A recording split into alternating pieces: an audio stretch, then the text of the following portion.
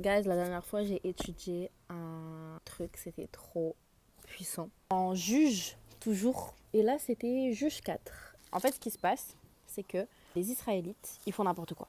On le sait, ils font n'importe quoi. Pour les punir, Dieu, à chaque fois, il met un roi ou quelqu'un qui va leur faire du mal pendant plusieurs années. Une fois, ça va être 20 ans, 40 ans, 80 ans. Ils vont connaître une souffrance pendant beaucoup d'années. Ils appellent Dieu, ils sont en mode, ok Dieu, aide-nous en fait, parce que là, on n'est pas bien. Et du coup, il crée à Dieu. Et Dieu, à chaque fois, il envoie un juge. C'est pour ça que le livre s'appelle Juge. Il envoie un juge qui, ce juge-là, va délivrer le peuple. Nous, en tant qu'humains, on oublie trop facilement des fois l'existence de Dieu. On oublie trop facilement de construire une relation avec lui. C'est que Dieu, il va nous mettre des épreuves, il va nous mettre des hardships, pour nous faire souffrir, pour qu'on puisse revenir à lui. Et c'est ce qu'il fait avec les Israélites. Et le précédent juge qu'il y avait, c'était Ehud. Je pense qu'on dit ça comme ça. Il est mort. C'est là où ils commencent à partir en cacahuète en fait. Ils n'ont plus personne pour les surveiller, ils n'ont plus personne pour les aider. Ce qui se passe, c'est que l'Éternel les vendit à Jabin. Jabin, c'est le roi de Canaan. Verset 3, les Israélites crièrent à l'Éternel car Jabin avait 900 chars de fer et les opprimait avec violence depuis 20 ans.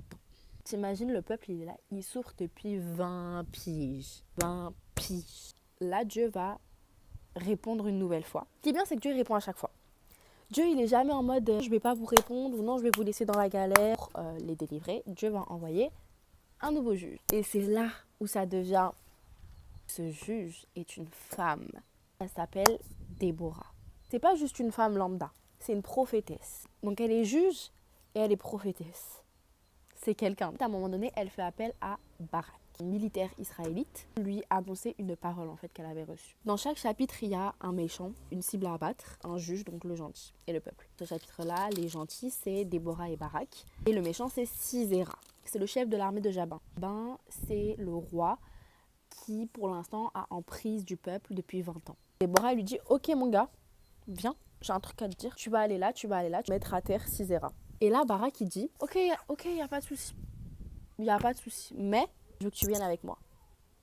Du coup, Déborah, elle est en mode, ouais, je vais venir avec toi. Mais, quelque chose de très important, elle lui dit, j'irai donc avec toi, mais tu n'auras aucune gloire sur la voie où tu t'engages, car c'est entre les mains d'une femme que l'Éternel livrera Sisera.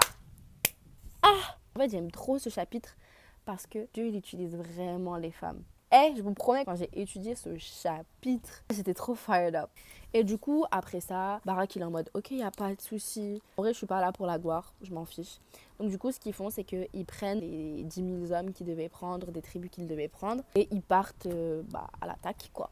Ils sont en train de faire genre une razzia, guys. Ils sont en train de gagner, en fait. Par contre, la cible à abattre, Sisera, arrive à s'échapper, arrive à s'enfuir.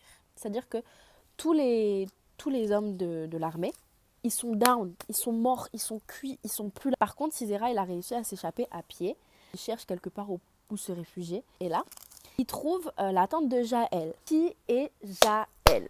C'est la femme de Héber. En gros, Sisera, Jabin, le roi et tout, nanana, et Héber, du coup le mari de Jaël, en vrai, ils sont en paix. Ils sont ok. Genre, they're cool with each other. Il se dit, ok, let's go, c'est safe. Je vais aller là-bas. Je vais aller là-bas et je vais me réfugier. Tranquille, elle va pas me faire de mal. Mon mari, on s'aime bien. Et en plus, c'est une femme. Donc, il va là-bas. Jaël, qu'est-ce qu'elle dit? Elle dit, viens, entre et tout. Viens chez moi. N'aie pas peur. Il rentre chez elle. Se cache sous une couverture. Là, il dit, donne-moi un peu d'eau à boire, j'ai soif. Elle fait quoi? Elle va pas lui donner de l'eau, elle va lui donner du lait. J'avoue, quand j'ai lu ça, j'étais en mode, je comprends pas le principe. Pourquoi tu lui donnes du lait alors qu'il t'a demandé de l'eau? Et après, il lui dit, ouais, mets-toi devant l'entrée de la tente et si quelqu'un te demande si quelqu'un est chez toi, dis non, il n'y a personne. Donc en gros, dis pas que je suis là. Et là, j'ai souligné carrément, guys. J'ai surligné tellement c'était une dinguerie. Qu'est-ce qui se passe? Je vous lis parce que c'est trop une dinguerie. Jaël, la femme de Héber, s'empara d'un pieu de la tente, prit un marteau, s'approcha de lui doucement et lui enfonça le pieu dans la tempe. Ha! Il pénétra jusqu'en terre. Sisera se trouvait alors dans un état de sommeil profond car il était accablé de fatigue et il mourut. So, quand j'ai lu ça, j'étais en mode ah, chez les fous, c'est une série Netflix, divertissement pro max en fait. Juste après, on nous dit que Barak, il arrive devant la tente de Jaël et que c'est même Jaël qui vient à Barak et qui lui dit viens, faut que je te montre quelque chose. Car le corps de Sisera qui est par terre. En vrai, c'est comme ça que ça s'est fini. Sisera est mort. C'était ce qui était prévu. Et quand Déborah, elle a prophétisé que la gloire allait revenir à une femme, du coup, elle parlait de Jaël.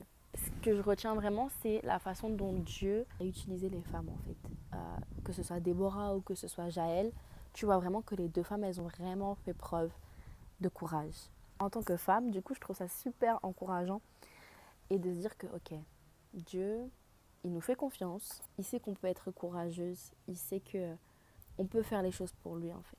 Alors à quel point Déborah, elle n'a pas été orgueilleuse, en fait.